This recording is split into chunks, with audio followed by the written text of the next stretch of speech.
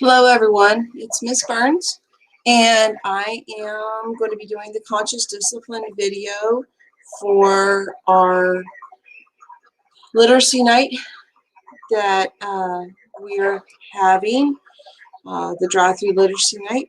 This is the conscious discipline topic is empathy and the power of acceptance. So we'll be talking about that. First of all, I want to present to you my screen so that you can see the I love you ritual. And this I love you ritual is called In Your Face or On Your Face. And as you can see, it says on your face you have a nose, so you touch your partner's nose. Remember, you're facing your child to build that bond. And way down here you have 10 toes, so you tickle their feet. 2 eyes that blink, so you're going to blink your eyes as you touch beside your partner's eyes. So you're going to touch your child's eyes and blink your eyes. And a head to think, so you gently cradle their head or point to their head. Arms go high, so you're going to hold your partner's hands and lift them high above your head. And arms go low, and you're going to hold them down low. And then a great big hug to say hello, and you give your child a hug. So this is our I love you ritual for this week. Like we've said before, you can do these in the morning time before they go to school, at nighttime before they go to bed. It's really up to you anytime throughout the day. So you will get a copy of that I love you ritual in your packet that when you come through the drive-through for literacy night, it will be included. It is also in Spanish. Okay. So first of all, I'm going to start with the power of acceptance. The power of acceptance is choosing the moment as it is. It's a type of mindfulness. There's a common misconception that acceptance means passivity or you're settling for something. We can accept the moment and still have a preference for something different or it to happen a different way. Acceptance is an acknowledgement of what is without getting wrapped up in the what should be. So, for example, if your child is having a problem with the zipper being stuck on their jacket, okay, and they're crying in frustration, you accept that they're crying in frustration. And then you help them manage that frustration and teach them how to get the zipper unstuck so they can get back to life. It's not that you should be able to, or for example, okay, if you leave the room for 5 minutes, and every time you leave the room, the kids start screaming and yelling at each other and starting an argument. So you accept that your kids are going to argue over toys. Then you help them to take that star breathing, learn how to calm themselves down, and coach them, teach them how to take turns. Again, it takes 2,000 repetitions for someone to gain a new skill and have it learned perfectly. So it takes lots of practice. Your toddler doesn't want to lie down for a nap without throwing a fit because they don't want to sleep. They want to resist sleep. They want to continue to play. So you accept that they're frustrated because they can't keep playing. But then you help them to manage that frustration and teach them how to soothe themselves, use an I love you ritual, or deep belly breathing, anything that can help them get themselves calmed back down. And then they follow your directions and lay down for their rest time. So all upset stems from resistance. The resistance keeps us stuck in an emotional state and eats up a lot of our energy. When we accept the moment as it is, we can use all that energy to manage our feelings and move from the problem to a solution. So we've got to get out of the emotional state. We've got to get into our executive brain. That's where we can reason and make good decisions. When we're in in our emotional brain, we can't reason and make decisions. We're solely acting out of that emotion. So, the skill of empathy. Empathy requires us to listen to our children's feelings and their thoughts without the need to change them. We're just listening. We don't want to tell them that they're wrong for feeling that way or for thinking that way. We're just listening. Our typical reaction when a child is upset is to say, "You're fine, it's okay," or to distract them with a toy, with a cell phone, which is pretty common, with snack, buying them something if they're in the store. Unfortunately, none of that does anything to help the child manage their feelings. We can only teach children to manage their emotions when we first use the power of acceptance and the skill of empathy. So we have to walk a mile in their shoes. And I'm sure most of you have heard that phrase before. Like acceptance, empathy is also commonly misunderstood. We tend to think of empathy as a means of taking on other person's pain as our own. Like we have to really understand what that pain is. But that notion is damaging and false. That's like trying to help a friend recover from food poisoning by eating the same food that poisoned them. We wouldn't do that. So, empathy isn't joining in the pain, it's providing support by seeing the upset person as capable of handling the situation and the emotions that are involved.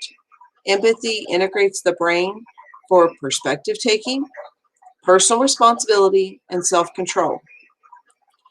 In your packet that you will receive, it gives you a little bit of information on empathy at the top. And then at the bottom, it talks about DNA. DNA is describe, name, and acknowledge. Accepting the moment and empathizing with children does not change the limits that we set on their behavior. It helps them to become better able to accept those limits. So this DNA process provides us with a concrete formula for providing empathy in order to help children manage their emotions. So we're going to describe what their face looks like. You know, your face looks like this, or your face looks like you feel angry. But kind of do it in a questioning tone, just that way if that's not how they're feeling, they can correct you. We're going to name that feeling: anger, sadness, frustration, whatever the feeling is, and we're going to acknowledge it. You wanted a turn and you didn't know how to ask. Let me show you how to ask. Or, if you're not sure what caused them to be upset, then say, did something happen? What is making you feel this way? What happened that made you feel this way? So, we're going to describe it, name it, acknowledge it. DNA process helps children move from an emotional state to one that is calm, and they're more likely to be able to solve a problem. The next step would be to teach a new skill. So we want to teach them how to ask for a turn, ask for a toy. In the turn-taking example, you would teach the child to tap, wait, and then ask for a turn. In the second example of, they were hoping to, I didn't say this example, but it says they were hoping to stay in the bathtub a little bit longer and play. So in that example, then you would reaffirm the limit that how long bath time is, and encourage them to be able to handle that. You know, you can handle this. You can do this. We have to use encouragement with our kids. So that handout is in your packet also. It is, again, in Spanish. And then also is the developmental levels of empathy. This talks about at what age your child can handle empathy and how they can respond and deal with that.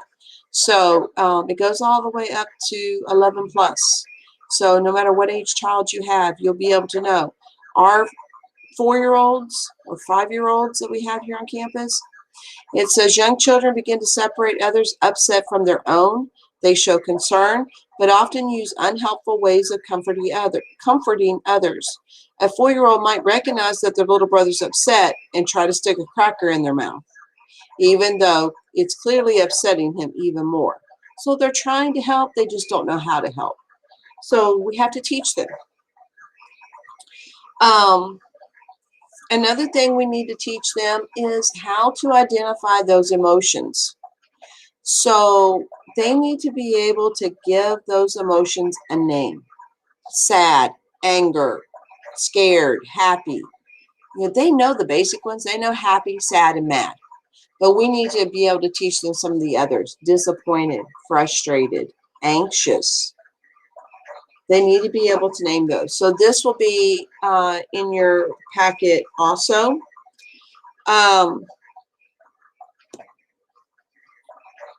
That is going to help if you decide to do the next thing I'm fixing to talk about, which is our We Care Center.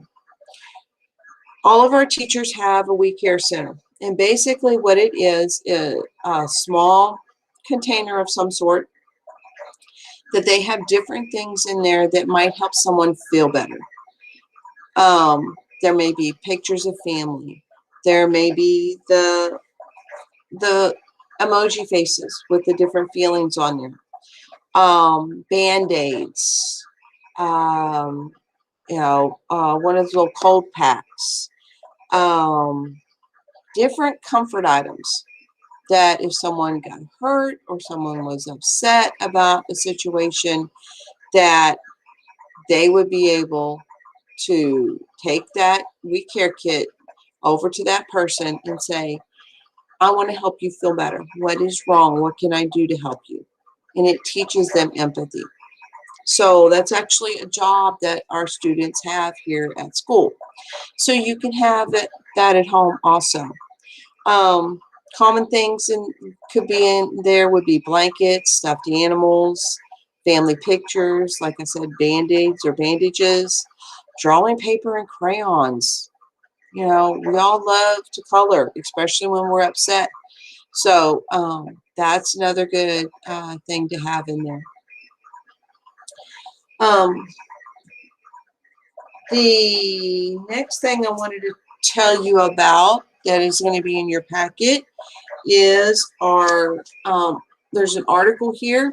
It's called What to Say to Little Kids Instead of Say Sorry. So instead of telling them to say sorry for what they did, it gives you some examples of other things that you can tell them.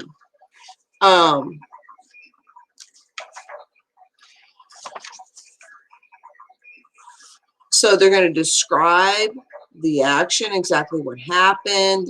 You're going to teach them how to model empathy, and teach them that if they do say they're sorry, that it's something that they mean and they're not just saying so that they can get out of trouble. Because we want it to mean something when you say sorry. And then the last thing, which, oh, there it is. The last thing that I wanted to show you is our make and take activity that we have for this lesson. We're going to make a rage book. And this is going to be something very simple that you can do with your child. You will get this piece of cardstock, and all you're going to do is take the piece of cardstock and fold it in half. Okay, just like I did. Just fold it in half to make a little book cover. And then inside, you're going to make your rage book, or your child's rage book, I should say. So you will get a copy of all the pages, and all you have to do, they are lined up. So all you have to do is just cut straight across, and then cut down the middle, and then you're going to staple these, tape them somehow inside of your booklet. You'll notice that each of the pages, except for the first one, has an empty box. That empty box is so you can put a picture of your child doing that thing. Show what they look like when they're doing that. So this one was, when the yucky feeling comes, my hands look like this. So maybe they make a fist, or maybe they want to slap whenever they feel angry. When the yucky feeling comes, I sometimes kick the chairs and tear things off the walls. So you could show what the room looks like after they've gotten angry and threw something or tore something up. Okay, you could either draw pictures, or you could actually take pictures and print them off on just some regular paper, and then tape them or glue them into this booklet that you're going to make. So this will be also available in Spanish. You will get a copy of everything that I've showed you today. Will be English and Spanish for every packet. So no matter, if you want to share it, if you have a friend that maybe you need the English and they can use the Spanish, share it with someone else, okay? Feel free to share it with as many people as you would like. So making this little booklet, this little make and take activity is going to be very simple for you and your child. Won't take very long if you're snapping the pictures with your phone and then printing them out on just some regular paper. You don't even have to print them out on cardstock or photo paper or anything like that, just some regular paper. And then this can be something that you keep in your We Care Center or in your safe place, because at the end of the book, it talks about when the yucky feeling comes, I can go to the safe place. Some things that I can do. I can use my balloon breathing. So some different things that the child can do to help them calm down. All right. Also included in your packet is going to be our QR codes that we have. I am going to go ahead, though, and share the one here on the screen with you, so that if you want to scan it right now, you can go ahead and do the survey. But that will also be in the packet, so that you can scan that QR code, complete the survey, and get entered into the drawing. We're going to have some different door prizes. There should be some games. There may be some books. Just some different things that we have, different toys and things like that. We don't really like to call them toys. They're, educational manipulatives, things that you can use at home with your kids to help their improve their literacy skills, their ABC knowledge, their sounds, you know, different things like that. So there's some puzzles. I think there's some bingo games. Waiting on getting that order in. So hopefully it's going to be here really soon. But I hope everybody has enjoyed this presentation and learned something today. And feel free to contact me if you ever have any questions. I am always here to help you. All right. Have a great day, everyone.